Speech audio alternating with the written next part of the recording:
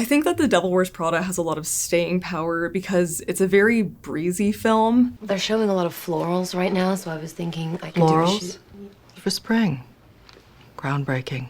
It's very pleasurable to watch, and it has all these formalistic elements that are really easy to overlook because it's so breezy. It has this amazing soundtrack and score, it has this amazing costume design by Patricia Fields, this whip-smart dialogue, these really grounded performances, so much an undertone that it allows the movie to kind of seep into your consciousness in ways that you wouldn't expect. So I think it's become extremely iconic to a lot of people for those reasons. I also think there's just a universality to people hating their jobs, and this is what that story is about.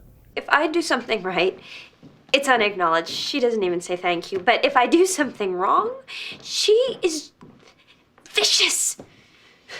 So quit.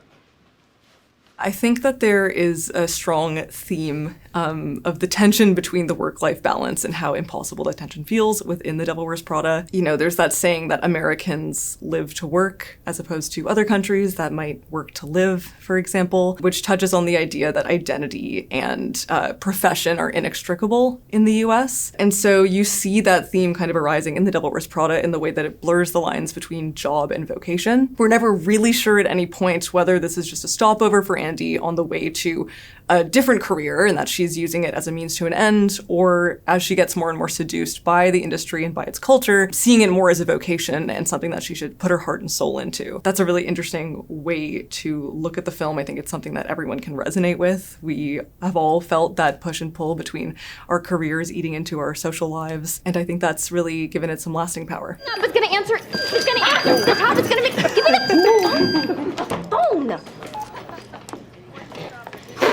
Hi, Miranda.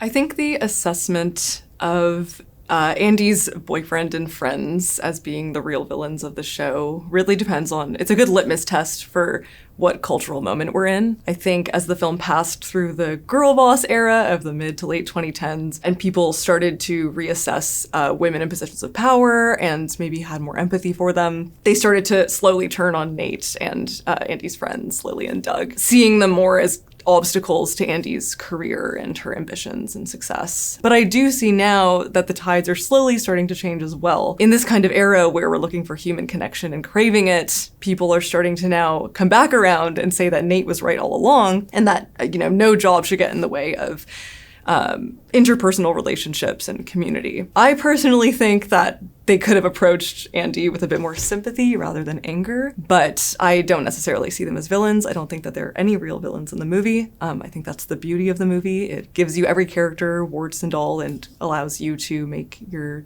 decision about them. I don't understand why it's so difficult to confirm an appointment. No, I'm so sorry, Miranda. I actually did The confirm details last of night. your incompetence do not interest me. The film touches upon frequently the ways that women in power are treated. I think because women are disproportionately scrutinized for the minutiae of their behavior and really placed under a microscope.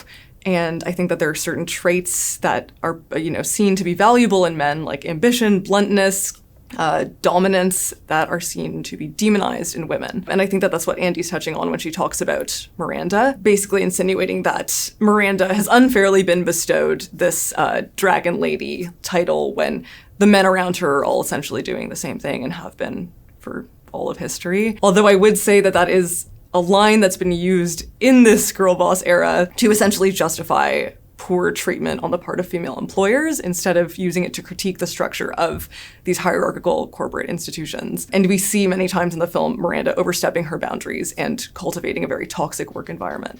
What's that? Oh, I don't want that. I'm having lunch with Irv. I'll be back at 3. I'd like my Starbucks waiting. Oh, and if you don't have that Harry Potter book by then, don't even bother coming back.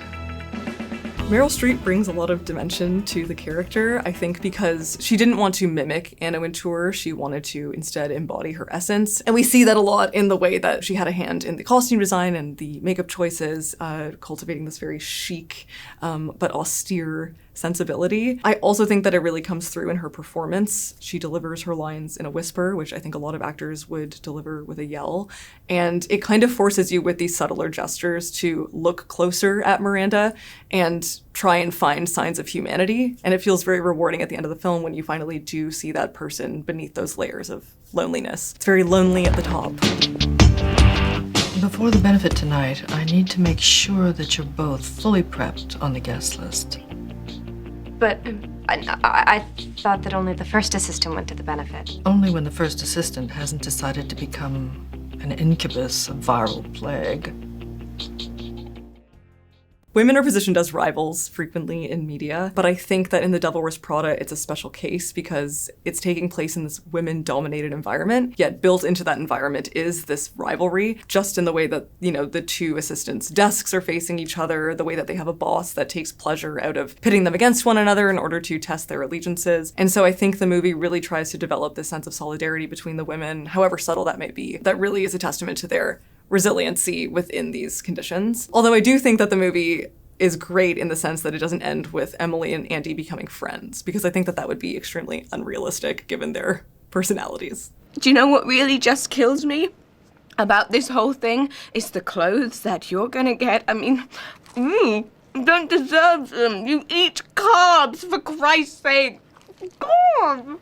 I think the film does an amazing job at satirizing the fashion industry when necessary. It really exaggerates those qualities even more so than the source material does. Because I think that there's a self-seriousness in the fashion industry that is just begging for a bit of levity, which I think was really necessary here. But I do think that if the film approached the fashion industry from the perspective of, let's say, Andy's friends, we wouldn't have a movie. And so I think it does a really intelligent job at having the industry legitimize itself through these amazing monologues, like Nigel's monologue about the passion behind the art, the religious fervor of it to people who might be marginalized, the art that goes into it, and the monologue with Miranda all about the cultural trickle-down effect of the fashion industry, which I think is kind of a learning moment for a lot of viewers. You know, every day we wake up and put clothes on our backs. Ultimately, there's someone out there dictating what those clothes are. It's just invisible to us. And I think that that's a really incredible piece of writing. Something funny?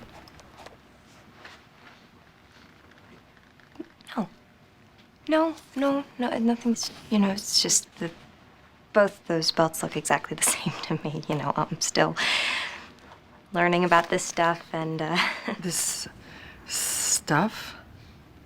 Oh, okay, I see. You think this has nothing to do with you.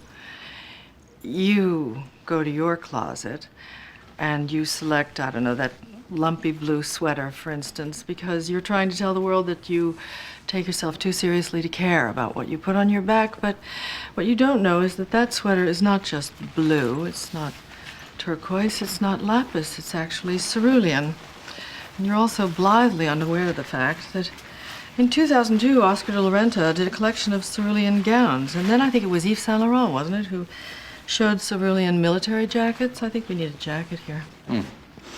And then cerulean quickly showed up in the collections of 8 different designers. And then it filtered down through the department stores and then trickled on down into some tragic casual corner where you no doubt fished it out of some clearance bin. However, that blue represents millions of dollars and countless jobs. And it's sort of comical how you think that you've made a choice that exempts you from the fashion industry when in fact you're wearing a sweater that was selected for you by the people in this room from a pile of stuff. My favorite line in the movie is one that I think a lot of people don't talk about. This is a very formative movie to me, so it's where I learned a lot about the world as a child. And so my favorite line is when Nate yells, "There's like $8 worth of Jarlsberg in there," because that's where I learned what Jarlsberg is. I'm not even hungry anymore. What? That is why those girls are so skinny. Oh, no. Give me that. There's like $8 of Jarlsberg in there.